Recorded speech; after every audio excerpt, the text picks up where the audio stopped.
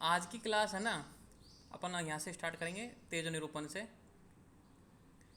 मतलब अग्नि निरूपण। आज की क्लास में क्या है कि मैं जल्दीबाजी नहीं कर रहा, वो होता है ना उतावलापन बोलने में, ठीक है।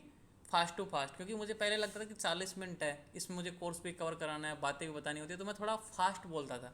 लेकिन मुझे आज मन में थोड़ा सुकून है, क्योंकि अपने पास 10 से 20 मिनट एक्स्ट्रा है। तो प्ले कोर्स इतना ही रहे, लेकिन सुकून आ गया कि हाँ टाइम है अपने पास, तो आराम से पढ़ा रहे। मैंने आपको बोला ना, टाइम बहुत है, आराम से पढ़ेंगे। तो वो जल्दीपन नहीं मच रहा आज क्लास में, आराम से पढ़ रहे हैं। और आपको खांसी भी है सर। करेक्ट बात है। और मुझे ऐसा लगा कि तेज बोलने की वजह, क्योंकि मैं बहुत फास्ट बोलता था उस जब भी 40 मिनट का टाइम लगता था ना, तो बहुत ज़्यादा। खांसी तो खैर आज कम ही आई, सही बात बोली कि आज तो आई नहीं। तो ये भी है कि हाँ, चलो काफ़ी फ़ायदा हुआ टाइम चेंज करने का। अब स्टार्ट करते हैं तेजो निरूपण। नाम लेते ही आ गई। उत्पत्ति देखो इसकी। अग्नि की उत्पत्ति के लिए स्पर्श तन्मात्रा की सहायता आवश्यक है। अब देखो मैंने क्या बोला था आपको कि कोई भी अगला महाभूत उत्पन्न होगा तो पिछले वालों की, जितने भी पिछले थे उनकी सहायता जरूरत है। उनके बिना नहीं उत्पन्न होगा। ऐसे नहीं कि स्पेशल आ गया भाई मैं अलग पैदा हो गया, नहीं। पिछले वाला सहायता करेंगे तो ही उत्पन्न होगा। जैसे कि सबसे पहले आकाश महाभूत था, वो निराकार है, सबसे पहले आत्मा से उत्पत्ति हुई थी इसकी, इसलिए आकाश अकेला उत्पन्न हो गया। लेकिन वायु महाभूत को आकाश की जरूरत पड़ी तो वायु महाभूत आई। अब अग्नि को किसकी जरूरत पड़ेगी? आकाश की पड़ेगी और वायु की पड़ेगी। तो अग्नि की उत्पत्ति के लिए स्पर्श तन्मात्रा, यहाँ पे देखो स्पर्श का नाम लिया क्योंकि वो प्रधान है, कुछ की जस्ट पहले की है, की सहायता की आवश्यकता है। वायु में गति विशेष गुण है, अतः बहती हुई वायु के विरोध या अवरोध में उत्पन्न संघर्ष को अग्नि या ताप उत्पत्ति का कारण माना है। अब आप बोलोगे सर यहाँ पे तो स्पर्श ही लिखा है, आपने शब्द क्यों नहीं लिखा? देखो शब्द इसमें आ गया ना, शब्द स्पर्श किससे हुई? शब्द से।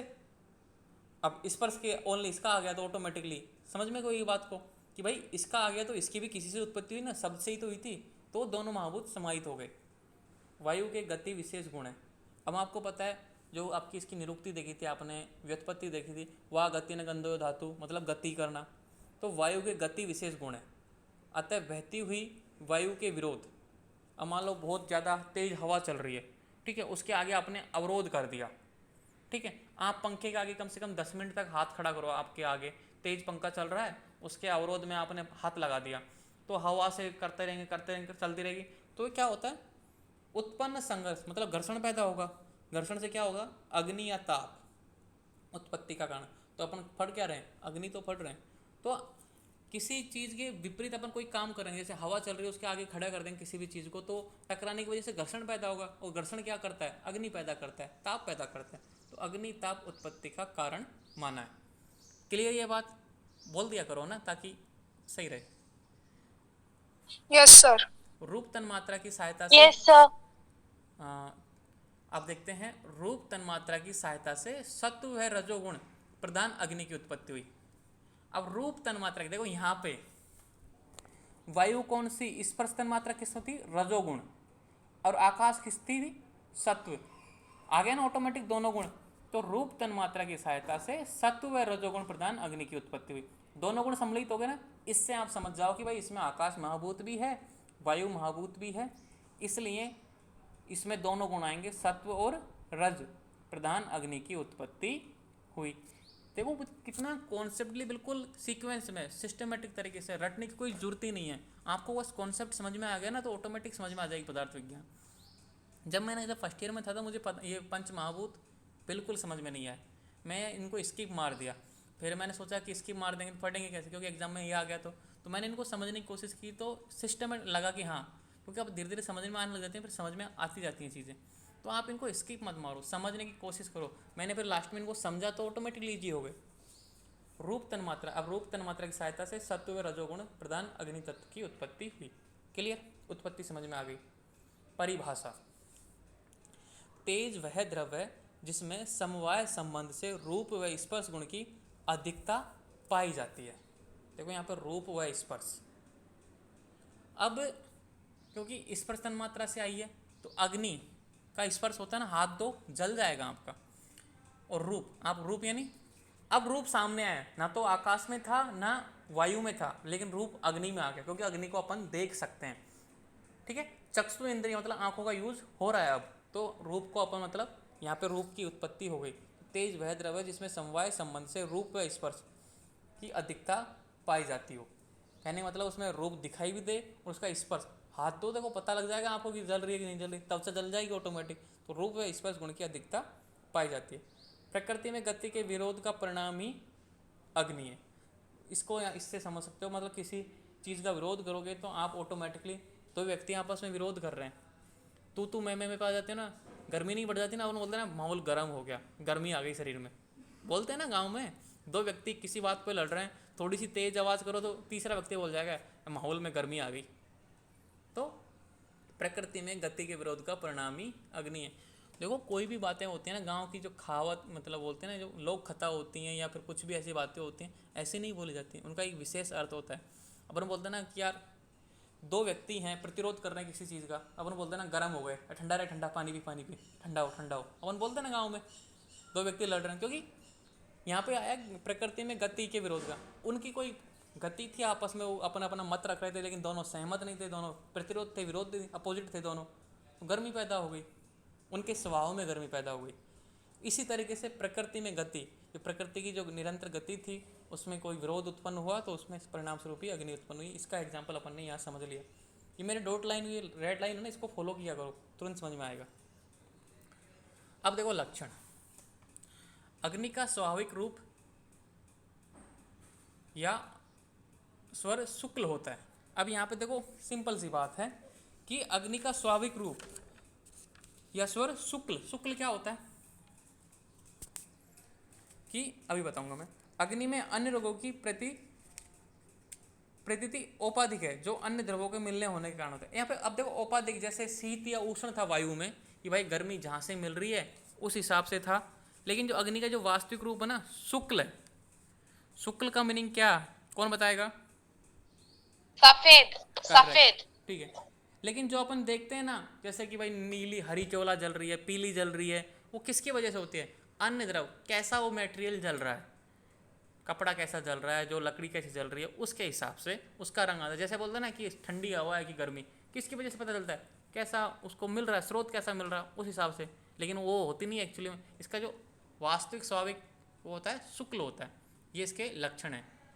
क्वेश्चन क्लियर है? देखो क्वेश्चन कैसे आएंगे। उत्पत्ति पूछ ली 2 नंबर में, परिभाषा पूछ ली, लक्षण पूछ लिया। 5 नंबर में क्वेश्चन आ गया भाई उत्पत्ति लिख के लक्षण लिखो, ठीक है। 10 नंबर में क्वेश्चन आ गया भाई तेज जो मतलब अग्नि महाभूत को सविस्तार वर्णन करो, शुरू से लेकर एंड तक लिख दो जो भी लिखा हो इस नोट्स में। और कोई चेंज करने की जरूरत नहीं है, ऐसा नहीं कि भाई कुछ भी चेंज कर दो, कुछ चेंज करने की जरूरत नहीं है, ऐसा कैसा डिट्टो छाप दोगे पूरे नंबर मिलेंगे।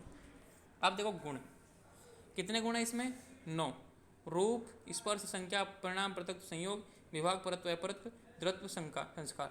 ये आपको गुण ऐसे लगेंगे कि याद कैसे करूं, लेकिन क्योंकि अगला चैप्टर गुण वाला आ रहा है, क्योंकि चैप्टर गुण है 20 नंबर का, 20 नंबर का मिनिमम चैप्टर है वो, तो ऑटोमेटिक याद हो जाएंगे। जब 20 नंबर लेने होते हैं ना तो ऑटोमेटिक याद कर लोगे यहाँ, उसकी एक ट्रिक्स भी आएगी, आगे याद कर लेना, कोई टेंशन नहीं है। अब इसके वर्गीकरण देखते हैं। नित्य और अनित्य 2 प्रकार से बांटा है। नित्य, नित्य किस तरह से? कारण द्रव, क्योंकि ये अन्य द्रवों की उत्पत्ति में सहायक होता है। सभी द्रव पंच महाभूतों से बने हैं, कारण रूप से नित्य और कार्य रूप से अनित्य। अनित्य को फिर 3 भागों में बांट दिया, विषय संगक, इंद्रिय संगक और शरीर संगक। अब देखो बहुत सी चीज़ें हैं यहाँ पे। विषय संगक को 4 भागों में बांटा है, भौम, दिव्य, औद्रय, आकरण। भौम, दिव्य, औद्रय, आकरण मतलब विषय संगक को 4 भागों में बांट दिया। इंद्रिय संगक अभी बताऊंगा, पहले इसको कर लेते हैं विषय संगक को। भौम, भौम यानी भूमि, भूमि पर पाई जाने वाली अग्नि। भौम से मीनिंग से पता चलता है कि भाई भूमि पे पाई जाने वाली मतलब पृथ्वी पर पाई जाने वाली अग्नि। काष्ठ अग्नि, काष्ठ अग्नि कैसे? जैसे लकड़ी को जलाने में जो अग्नि पैदा होती है ना, वो काष्ठ अग्नि मतलब भूमि पे। अब दिव्य, दिव्य क्या होती है? दिव्य स्रोतों से प्राप्त अग्नि, जैसे कि भाई अब सूर्य देवता एक तरीके से दिव्य है, तो वो हो गई, ठीक है। तो वैद्युत मतलब बिजली चमक रही है भाई, मतलब होता है भगवान नाराज हो गए, बिजली चमका रहे हैं, तो ये है दिव्य। ये अपने कंट्रोल में थोड़ी है, दिव्य शक्तियाँ हैं, मतलब सूरज भगवान है, मतलब हिंदुओं में जो धर्मों में गॉड की मान्यता दी है सूर्य को, तो ये दिव्य में आ गई, तो वैद्युत, वैद्युत हो गया सूर्य से प्राप्त, ठीक है। ओधर्य, ओधर्य क्या होता है? ओधर्य यानी उधर, उधर क्या होता है? पेट, एब्डोमन। तो मतलब अपनी जो जठराग्नि है ना, जो अपने अंदर जो खाने को पचाती है, उसको बोला है ओधर्य। ठीक है। आकरण, आकरण क्या होता है? स्वर्ण आदि, मतलब जो अपनी पृथ्वी है उसके अंदर जितने भी धातुएं हैं, जितने भी खनिज है, ठीक है, पृथ्वी के गर्भ या खान आदि में पाए जाने वाले जो अग्नि में पदार्थ हैं, अग्नि में मतलब उनमें उष्णता है, जैसे कि सोना है, चांदी है, उष्ण होते हैं, पृथ्वी में निकलने टाइम पे गर्म होते हैं।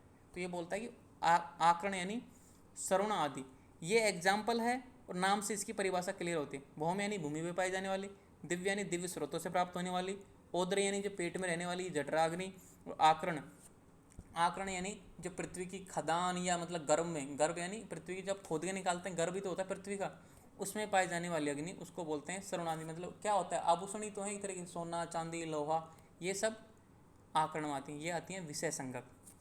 इंद्रिय संज्ञक में क्या आएगा? इंद्रिय क्या है अपनी? किसके माध्यम से अपन अग्नि को देख पाते हैं? रूप किसकी वजह से पाया? सर आईज, चक्षु। चक्षु। चक्षु। तो यहाँ पे देखो परिभाषा नहीं लगी, आप बस इसको आप लिख लेना, मैं बोल देता हूँ चलो फिर भी, कि तेज परमाणु की प्रधानता से उत्पन्न इंद्रिय है, मतलब चक्षुरेंद्रिय है।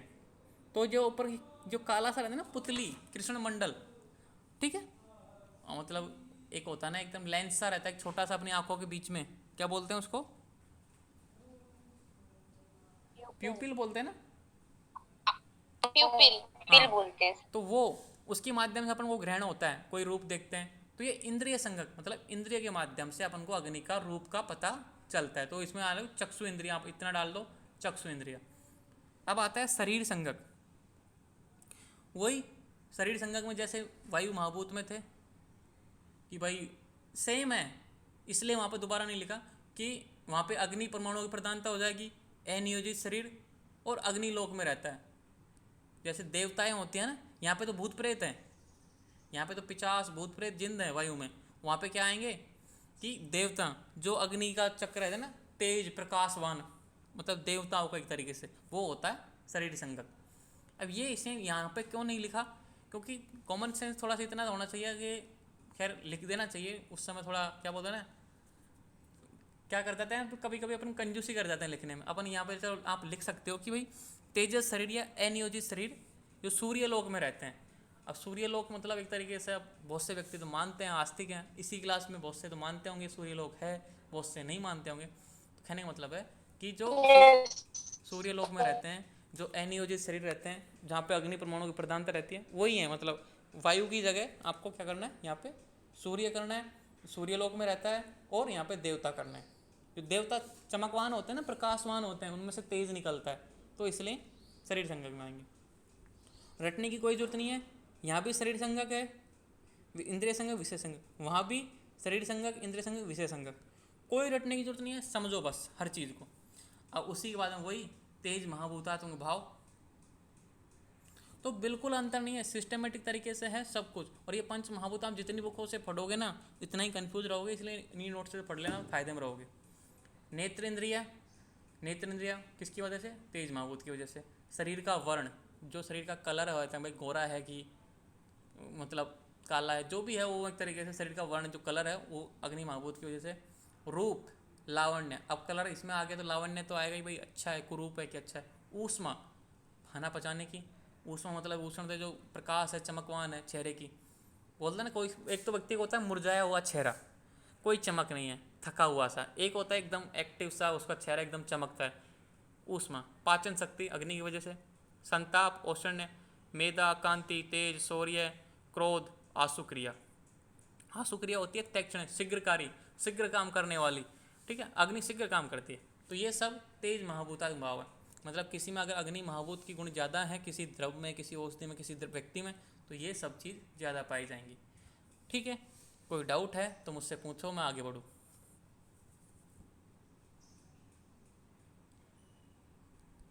कोई नहीं बोल रहा,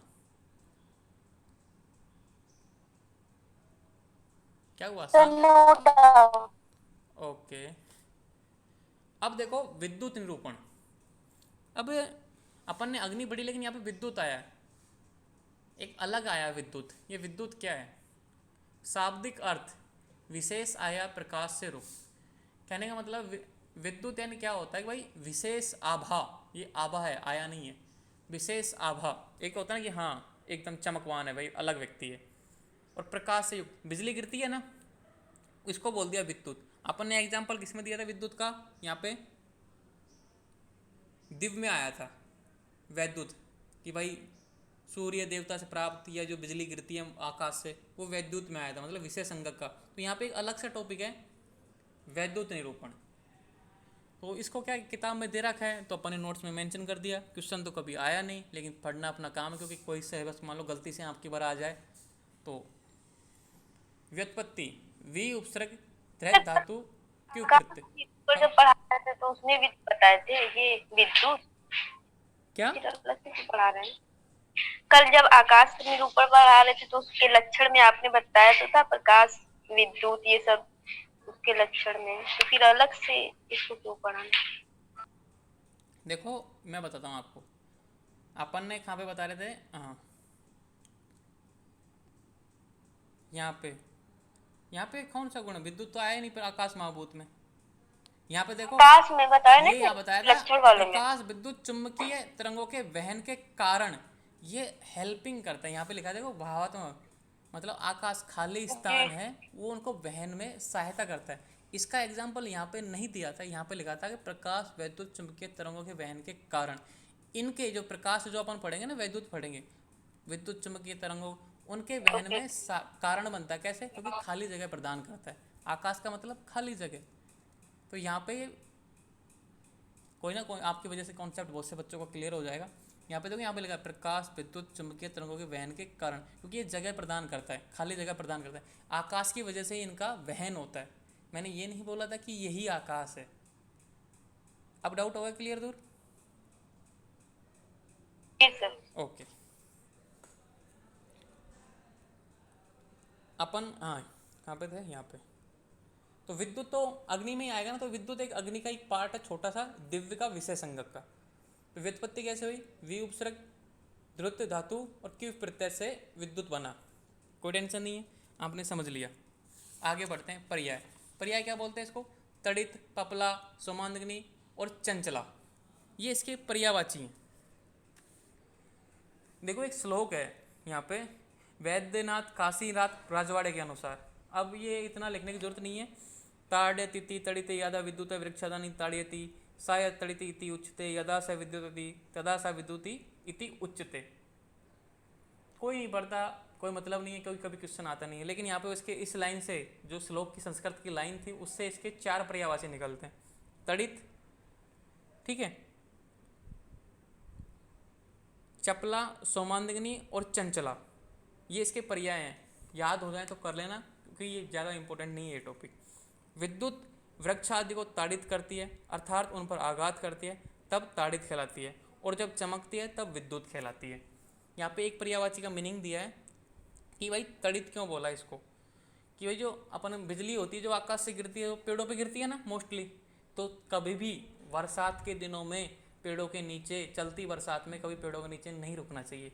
ये एक्चुअली प्रूफ हो चुका है, साइंटिस्ट बोलते हैं ना कि भाई प्रूफ कर दी इस चीज़ को। तो क्योंकि जितने भी व्यक्ति मरे हैं विद्युत की वजह से, जो बिजली गिरती है आसमानी बिजली, वो पेड़ों पे ज़्यादा गिरती है। तो कभी भी बरसात के टाइम पे पेड़ों के नीचे ना रुकें। इसका तो एक अवेयरनेस का वीडियो भी आया है, यूट्यूब पे बहुत सारे वीडियो हैं। तो आपको कभी बरसात में अगर आपको कहीं घर नहीं मिल रहा आसपास, तो आपको खुले मैदान में ही भीग जाना चाहिए, लेकिन पेड़ों के नीचे नहीं खड़ा रहना चाहिए। ये बात ध्यान रखने की बात है। तो समझ में आई बात मैं क्या बोलना चाह रहा हूँ? कभी आप ऐसी सिचुएशन में फंस जाओ, ये बरसात आ रही है और आपको कहीं घर नहीं मिल रहा, मकान नहीं मिल रहा, तो आप पेड़ों के नीचे ना छुपें। उससे बढ़िया तो आप भीग लो, उससे आप मरोगे तो नहीं। गलती से अगर बिजली गिर गई आपके ऊपर, क्योंकि पेड़ों पे ज़्यादा गिरती है बिजली, तो विद्युत वृक्ष आदि को तड़ित करती है, अर्थात उन पर आघात करती है, तब तड़ित कहलाती है। और जब चमकती है तो विद्युत कहलाती है। भेद। ज्योतिष अनुसार इसके 4 भेद होते हैं: कपिला, लोहिता, पीता और सीता। ठीक है। कपिला क्या होते हैं? कपिल वर्ण युक्त, तेज वायु बहने के कारण। कपिल वर्ण युक्त तेज वायु बहने की सूचना। अगर मतलब कपिल वर्ण की, अब कपिल वर्ण क्या होता है, कौन बताएगा मुझे? जिसका कलर सांवला होता है, डार्क कलर सांवला। ठीक है, हाँ ठीक है। तो मुझे भी समझ नहीं आया कपिला कौन सा कलर है, मेरे माइंड से निकल रहा है इस समय। सांवला कलर जो होता है, जैसे कि कान्हा जी का जो कलर था वैसे टाइप का कुछ। कपिल देव के जैसा कलर।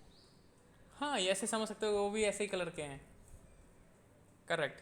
तो कपिल वर्ण युक्त तेज वायु बहने की सूचना। अगर मान लो ऐसी बिजली कर रही है आसमान से, तो आप समझ जाओगी तेज वायु बहेगी, मतलब आंधी आएगी, बवंडर आएगा।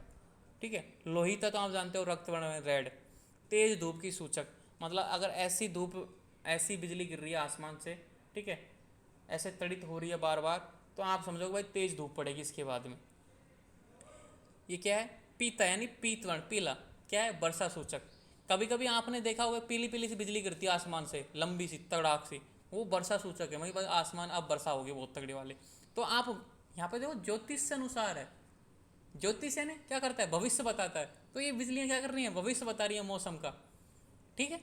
हर चीज़ में लॉजिक छिपा हुआ है, रटने की जरूरत नहीं है। और आप सोचोगे कि ज्योतिष से कैसे याद करूँ, क्योंकि ये भविष्य बता रही है। ज्योतिष से क्या करता है? भविष्य बताता है। तो ज्योतिष के अनुसार 4 वेद हैं, कपिला, लोहिता, पीता, सीता। सफ़ेद वर्ण की होती है सीता। अकाल सूचक, अगर मान लो सफ़ेद, बिल्कुल क्लियर सफ़ेद पड़ रही है, तो अकाल पड़ेगा, ना बरसात बरसेगी, ना सही पेड़ पौधे पैदा होंगे, कुछ नहीं होगा, अकाल पड़ेगा फ्यूचर में। ये होता है सफ़ेद वर्ण की सीता। तो सबसे अच्छी कौन सी है? ये भी तीसरे नंबर की, पीता नाम की, पीत वर्ण, वर्षा सूचक, क्योंकि वर्षा से सभी काम अच्छे होते हैं। ठीक है, आगे बढ़ते हैं। जल निरूपण। जल के बाद, जल कितना बड़ा है? काफ़ी बड़ा है, 10 मिनट में तो नहीं हो पाएगा।